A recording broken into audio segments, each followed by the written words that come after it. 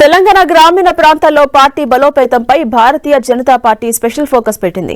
Party ఐడియాలజీని క్షేత్రస్థాయిలో తీసుకెళ్లాలని భావిస్తోంది. కేంద్రం నుంచి వచ్చే నిధులపై గ్రామ స్థాయిలో ప్రజలకు అవగాహన కల్పించి పార్టీని పటిష్టం చేయాలని ప్లాన్ చేస్తోంది. ఇందుకోసం కొత్తగా గెలిచిన తమ పార్టీ సర్పంచ్లను ఆయుధంగా మార్చుకోబోతుంది. ఇంతకీ పార్టీ బలోపేతం కోసం బీజేపీ ఇంప్లిమెంట్ చేయబోతున్న ప్లాన్ ఏంటి? సర్పంచ్ల ద్వారా పార్టీని క్షేత్రస్థాయిలోకి ఎలా తీసుకెళ్తోంది? రూరల్ లీడర్స్ ను పార్టీ మౌత్ పీసులుగా ఎలా మార్చబోతుంది? Let's watch.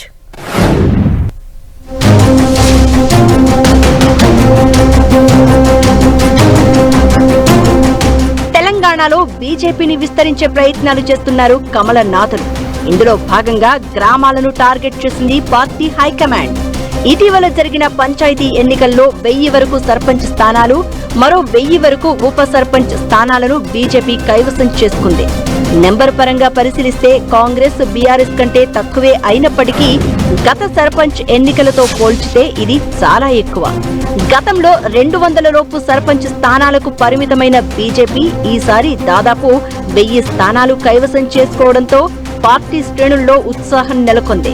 ఇదే సమయంలో గెలిచిన సర్పంచులకు రాజకీయ శిక్షణ ఇవ్వడం ద్వారా వారిని పార్టీ మౌత్ పీసులుగా మార్చుకునే ప్రయత్నం చేస్తున్నాయి పార్టీ శ్రేణులు.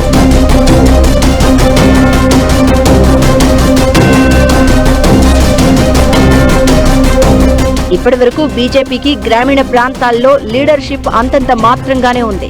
రాష్ట్ర వ్యాప్తంగా 8 మంది ఎంపీలు, 8 మంది ఎమ్మెల్యేలు గెలిచినప్పటికీ ఆ స్థాయిలో బీజేపీకి లోకల్ లీడర్లు లేరు.